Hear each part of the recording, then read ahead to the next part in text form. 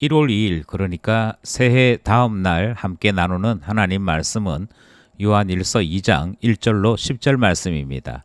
하나님을 아는 증거, 형제 사랑.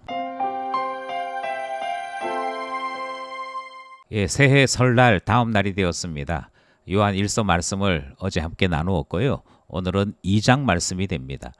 2장에 있는 이 말씀은 우리들의 행동을 보면 내면이 보인다. 특별히 형제들에 대한 행동을 보면 그 사람의 신앙, 그 사람이 가지고 있는 신앙 자세가 보인다 하는 말씀이 오늘 본문의 전체 주제입니다. 우리는 어제 본문에서 우리의 신앙 생활이 사도와의 사귐, 그것이 대단히 중요하다 하는 말씀 들었지요. 사도가 먼저 예수님을 듣고 보고 만졌고 그 사도를 통해 우리도 예수님을 배우게 되었으니 우리와 사귐이 있다, 사도와 사귐이 있다는 것이 참 중요하다는 것을 배웠고요. 그런 점에서 교회의 역할은 먼저 예수님을 체험한 사람들이 예수님을 전하여 주는 곳으로서 교회가 소중한 곳임을 확인할 수 있었습니다. 동시에 말씀과 계명대로 순종하는 삶, 그것이 있는 사람, 그것이 신자고 없다면 하나님과 사귀지 않는 것이다. 그래서 말씀의 순종이 하나님과의 사귐의 현장이라 하는 것도 어제 말씀에서 배울 수 있었습니다. 그런가 하면 빛 대신 하나님, 어두움이 없으신 하나님, 이 고백이 어떤 의미인지 우리는 우리의 행동을 통해 이 고백이 있는 사람과 없는 사람을 구분해서 볼 수 있었지요. 이처럼 요한일서 1장, 2장 말씀은 결코 쉽지 않습니다. 성경이 전체적으로 짧지만 내용은 결코 만만치 않아서 마음 같아서는 요한일서를 천천히, 비록 본문을 짧게 잡더라도 천천히 묵상하고 우리 자신을 돌아보는 그런 시간 가졌으면 좋겠습니다만 형편이 그렇지 못합니다. 오늘도 우리는 2장의 앞부분을 살펴보게 되는데요. 2장 앞부분을 통해서 신앙이 무엇인가 살펴보고자 합니다. 본문 살펴보겠습니다. 먼저 첫 번째 단어는 1절, 2절입니다. 1절, 2절에서는 편지를 쓰는 또 다른 이유를 우리에게 가르치고 있습니다. 1절, 나의 자녀들아, 내가 이것을 너희에게 쓰면 너희로 죄를 범하지 않게 하려 함이라. 만일 누가 죄를 범하여도 아버지 앞에서 우리에게 대언자가 있으니 곧 의로우신 예수 그리스도시라. 그는 우리 죄를 위한 화목제물이니 우리만 위할 뿐 아니요 온 세상의 죄를 위하심이라. 1장에서 사도 요한은 왜 이 편지를 쓰느냐, 우리 기쁨을 충만하게 하려고 편지를 쓴 것이다, 그렇게 설명했다면 오늘 2장에서는 너희로 죄를 범하지 않게 하려고 이 편지를 쓴다, 이렇게 목적을 밝히고 있지요. 그러니까 죄 문제에 대해 답을 주고 그 답을 통해 성도를 성도답게 하려고 이 편지가 쓰여졌다 하는 것을 보게 됩니다. 그렇다고 해서 죄를 범하는 그 자체가 성공과 실패의 기준이지는 않습니다. 이것은 목표이지요. 성도가 이 세상을 살면서 연약하기에 죄를 범하게 되어 있습니다. 죄를 범하게 되어 있지만 우리의 목표는 죄를 범하지 않는 성도다운 성도 되는 것, 여기에 항상 목표를 삼고 살아가는 자 되도록 이끄시고자 이 말씀을 주셨다 하는 것이죠. 그렇게 목표를 두었음에도 불구하고 실수했거나 잘못해서 죄를 범하면 어찌 되느냐, 그때에도 우리 주님은 우리를 위한 이미 방안이 있다 말씀을 하시죠. 그것이 다시 만일 하는 문장으로 소개되고 있습니다. 만일 누가 죄를 범하게 되었다 할지라도 우리에게는 대언자 되시는 예수님 계시다, 이렇게 소개하고 있습니다.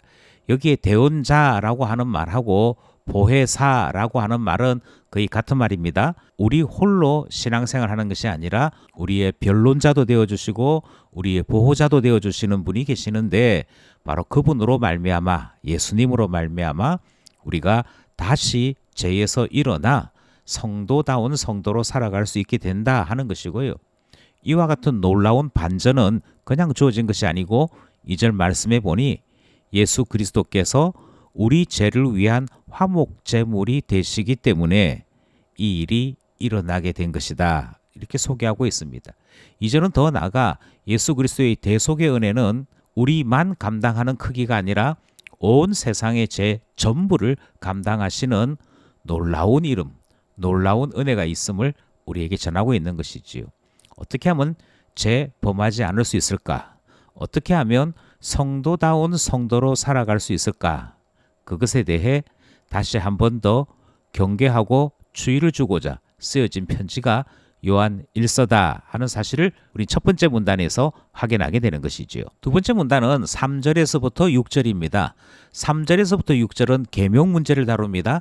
말씀에 대한 문제를 다룹니다. 3절, 우리가 그의 계명을 지키면 이로써 우리가 그를 아는 줄로 알 것이요 그를 아노라 하고 그의 계명을 지키지 아니하는 자는 거짓말하는 자요 진리가 그 속에 있지 아니하되 누구든지 그의 말씀을 지키는 자는 하나님의 사랑이 참으로 그 속에서 온전하게 되었나니 이로써 우리가 그의 안에 있는 줄을 아노라.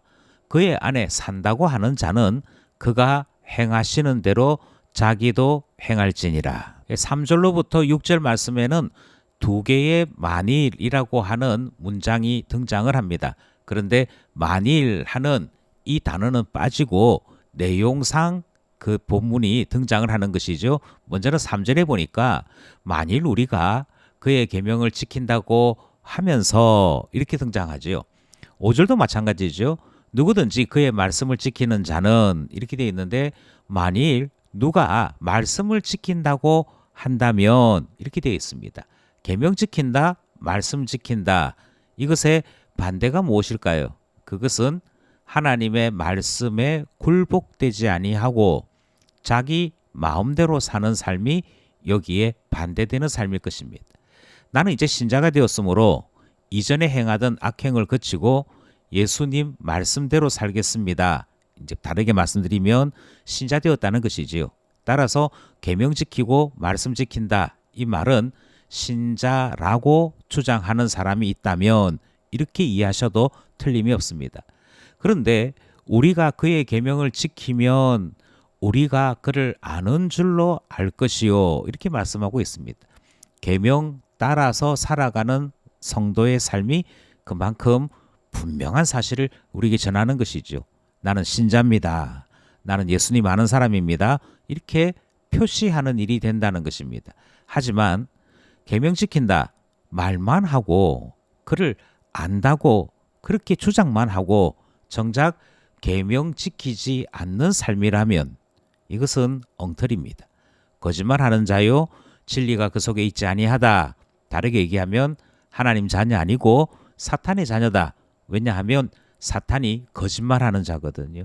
그런데 그 거짓말하는 자라고 하는 이름을 지금 계명 지킨다고 말만 하는 자들에게 붙여주고 있습니다. 그만큼 신자냐 아니냐를 구분하는 기준이 바로 계명 문제다. 이것이 3절 4절 말씀이라면 5절도 동일합니다. 누구든지 그의 말씀을 지키는 자는 하나님의 사랑이 참으로 그 속에서 온전하게 되었다. 다르게 얘기해서 하나님의 사랑에 온전히 굴복되었기에 자기 자신이 가지고 있는 모든 권한, 모든 권리 내려놓고 말씀에 지배를 받는 것 아니냐. 그러므로 하나님의 사랑으로 온전함에 이르게 된 사람이다. 이것이 5절 말씀이죠.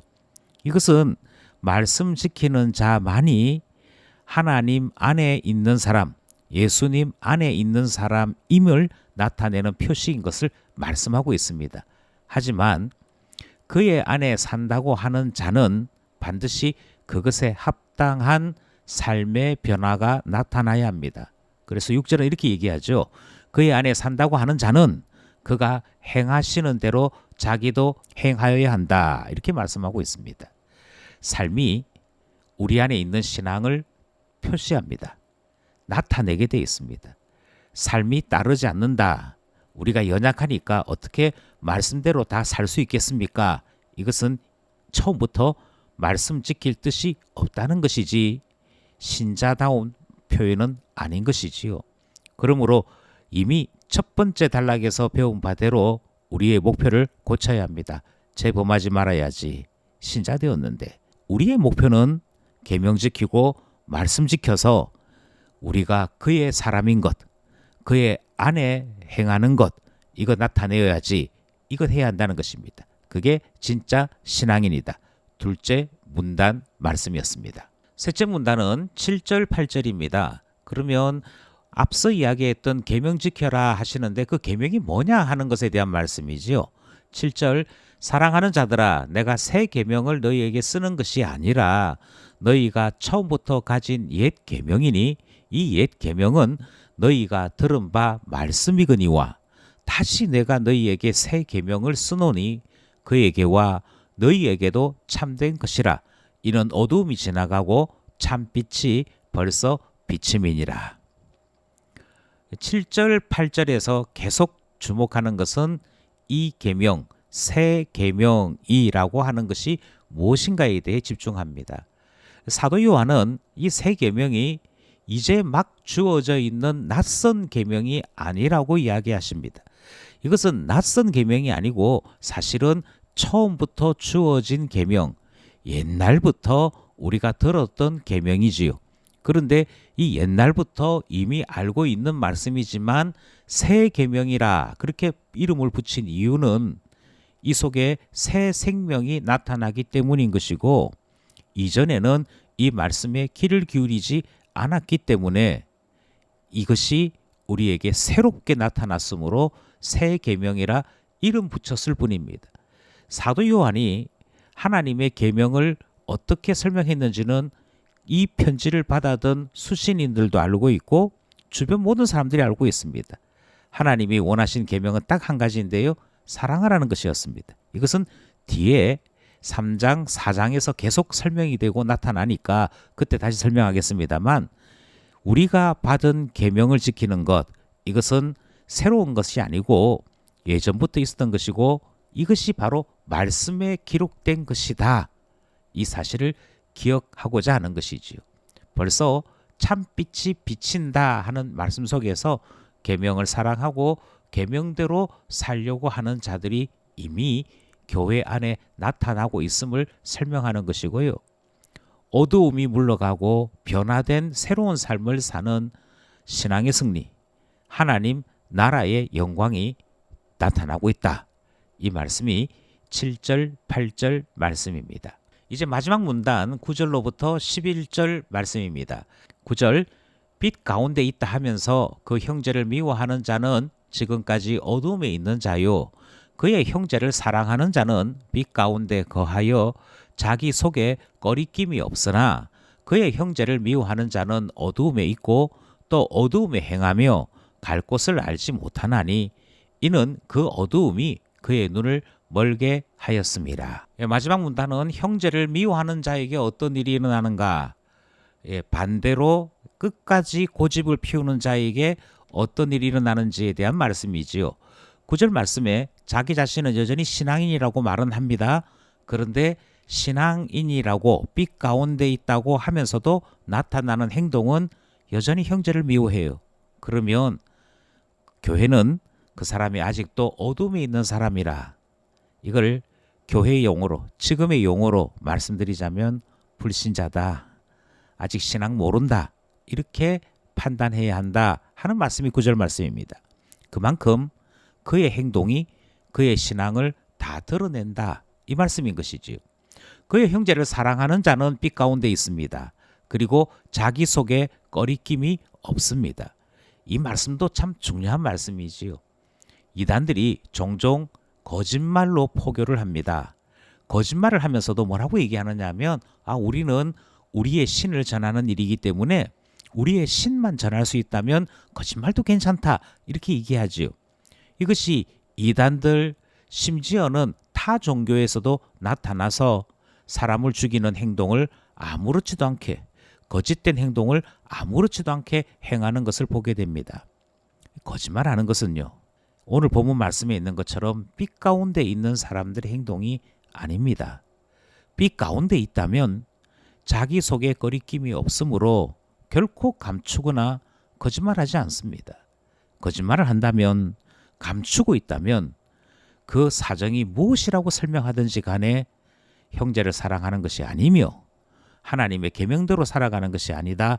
우리는 이 사실을 10절 말씀을 통해 확인할 수 있는 것이지요. 12절도 역시 마찬가지 설명입니다. 그의 형제를 미워하는 자는 역시 9절 말씀과 동일한 것이지요. 어둠에 있습니다. 어둠에 있을 뿐만 아니라 자기 자신이 어떤 행동을 하고 있는지, 이것이 나의 삶을 어디로 이끌고 갈는지 알지 못하고 살아가는 사람이다. 그렇게 말씀하고 있습니다. 이것을 갈 곳을 알지 못한다. 이렇게 표현하지요. 이 행동이 뭘 나타낼까? 누구에게 유익될까? 어떤 의미가 있을까? 이런 생각하지 않습니다. 그저 혈기로 이기고자 하는 마음만 있을 뿐 그의 미래, 나중, 결과에 대해서는 알지 못하고요. 마침내는 어둠 속에서 모든 판단도 모든 생각도 다 잃어버리고 인생을 허비하고 말더라. 그것이 11절 말씀이죠. 이는 그 어두움이 그의 눈을 멀게 하였음이니라. 마지막 문단 말씀이었습니다. 오늘도 이 말씀들을 우리가 함께 묵상하면서 기도 제목 함께 나누고자 합니다. 사도 요한은 요한 1서를 죄 범하지 않도록 하려고 썼다. 이렇게 말씀합니다. 그만큼 죄 짓는 삶이 얼마만큼 무서운 것인지, 죄 짓지 않는 삶은 얼마만큼 소중한 것인지를 우리에게 반증하는 말씀이라 그렇게 주장할 수 있습니다. 주님, 우리를 빛 가운데 다니게 하시고 어두움에 빠지지 않도록 우리 길을 밝혀주소서 기도하게 됩니다. 하나님을 사랑한다고 소리치면서도 정작 계명 지키지 않으면, 형제를 미워하면 이거 다 거짓말입니다. 거짓 신자요, 신자 아닌 것이죠. 이런 사람을 우리는 하나님 사람이라 말하지 않습니다. 그러니 우리를 말씀과 행함에 진실된 신자 되게 해달라 기도하게 되는 것이지요. 신앙은 빛 가운데 있는 것입니다. 그의 안에 있는 것이라 그렇게 말씀하십니다. 인격적인 신앙을 배우게 하시고 참으로 변화된 신자 되게 해주십시오. 기도하게 됩니다. 오늘도 말씀과 기도로 살아가는 우리 모두 되기를 간절히 소원합니다.